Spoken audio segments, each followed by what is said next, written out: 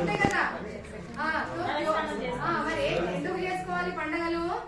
तो रोजमर्रा की जिंदगी में जो भी थकावट होती है, ऊब जाते हैं, इन सभी चीजों से दूर रहने के लिए कम से कम एक दिन तो त्योहार के दिन तो हम खुशी से खुश रहते हैं और दूसरों को भी खुशियाँ बांटते हैं। इसीलिए खुशी से रहने के लिए एक दिन हम खुशी से बिताने के लिए ये त्योहार मनाए जाते हैं। तो ये त्योहारों में कई प्रकार के हैं। तो एक दूसरे के मतलब अब हिंदू भाई रमजान मना रहे हैं, हिंदू जो है दशहरा मना रहे हैं, मुस्लिम भाई जो है रमजान मना रहे हैं, लेकिन वो अपने अपने तरीके से नहीं, वो लोग सभी को भी अपने पास बुलाते हैं ना, మీరు ఎత్తారు కదా పిలిస్తే వెళ్ళి వాళ్ళ ఇంట్లో తినేసి వస్తారు కదా పండగ రోజు। वैसे ही एक भाई दूसरे भाई को अपने घर बुला करके अपनी खुशी को दूसरों से बांटते हैं।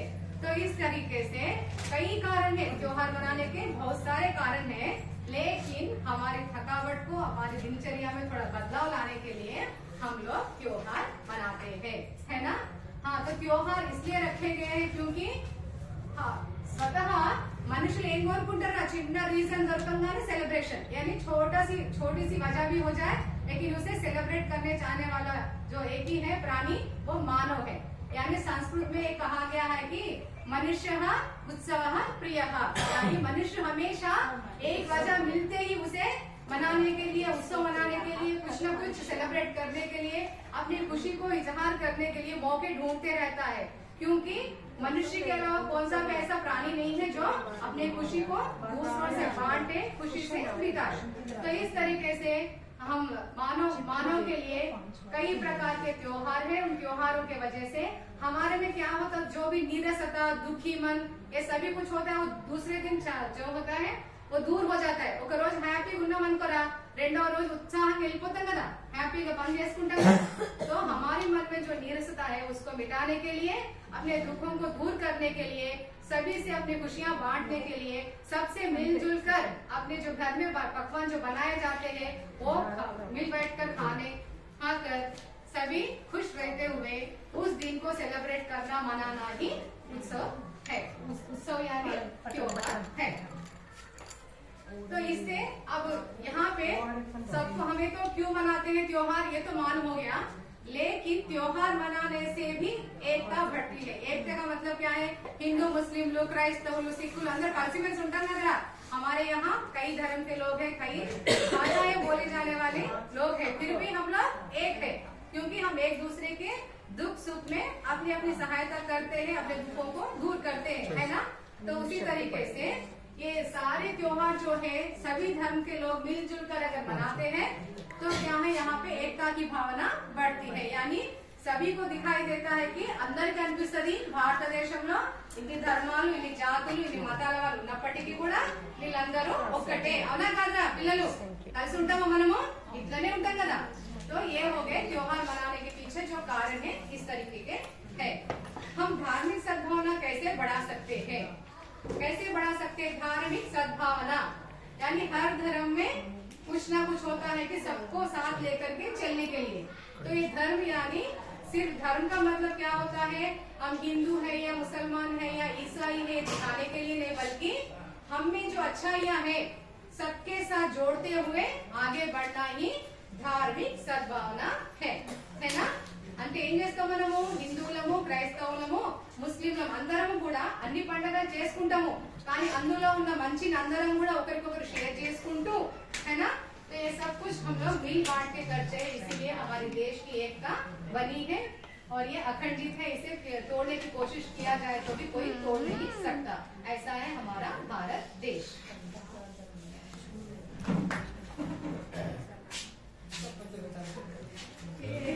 लिख के लेके आए बाबा, मैं रात को बैठ कर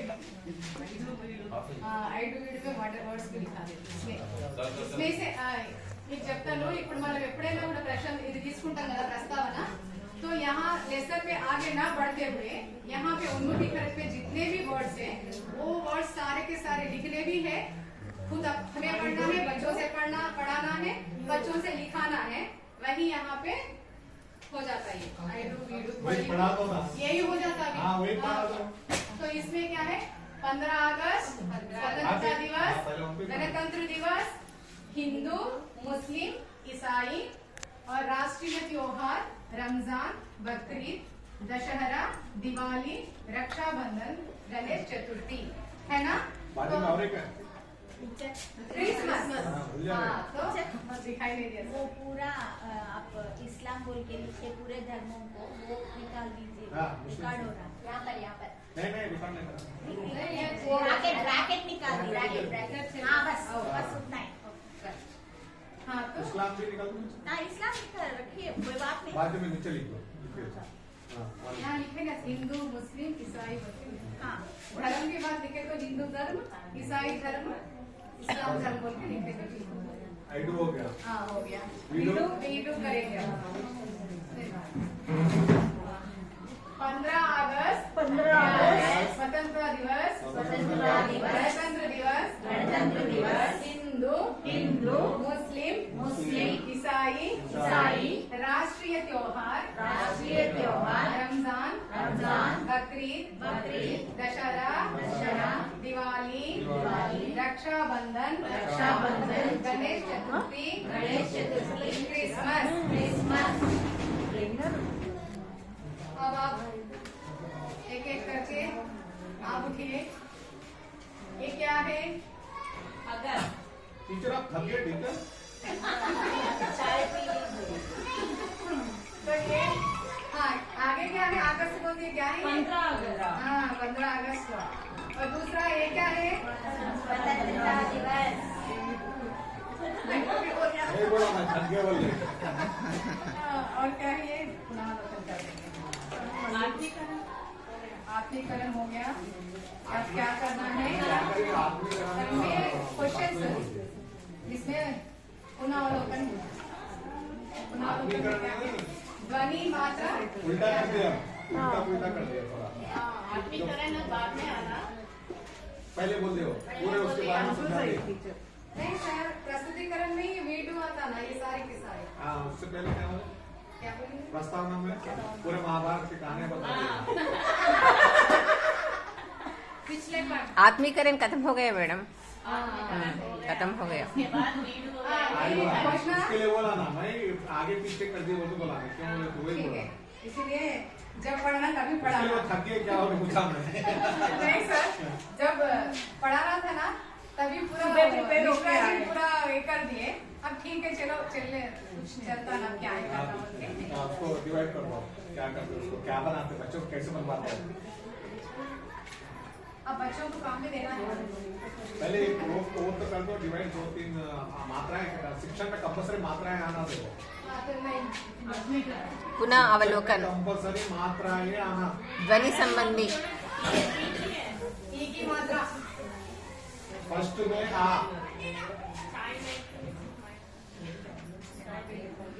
चाय पी लो चाय पी लो ठंडा गर्म हो जाए। आदत नहीं है मुझे। ठीक है बोलो।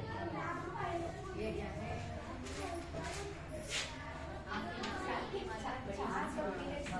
पूरे मात्राएं कैसे थोड़े वर्ड्स भी देने हैं ना उसमें लेना पड़ेगा। वो बस है मैडम।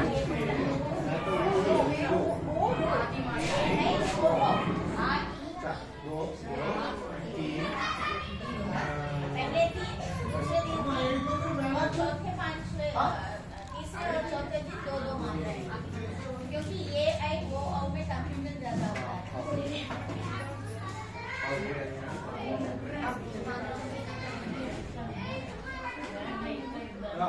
अभी मात्राओं की पहचान कराना है आप लोगों को। हाँ तो इसमें कौन से मात्रा है? 15 अगस्त में कौन से मात्रा है? नहीं मात्रा नहीं है। क्या है ये? स्वतंत्रता दिवस में क्या है? मात्रा है ता के पास ई की मात्रा कहाँ पर है? ता के पास दिवस ऊपर भी है। ऊपर दिवस दिख रहा हो गया। हाँ तो ई की मात्रा और बड़ी ई की मात्रा कहाँ पर है? राष्ट्रीय बकरीद और और क्या है? दिवाली चतुर्थी है ना, ये सारी एक ही मात्राएं। तो वही भूल जाए पेपर लेके पढ़ना लास्ट करते हैं। हाँ, ये ना समूह सृजन में उसके दो क्वेश्चन क्या इधर आया हूँ ना। अब क्या करना है, हिंदी चांद का के बारे जानते में ही थे। बनाए अरे, ऐसे चांद मुसलमान त्योहार का त्योहार नाम है। कितने प्रकार के होते हैं वो भी दे सकते। चांद का चित्र बनाओ। हाँ दे सकते हैं। और एक है, अंते। और एक है इसमें क्या बोलते हैं पुनरावलोकन में शिक्षण का क्वेश्चन भी है। शिक्षण संबंधी संबंधित क्वेश्चन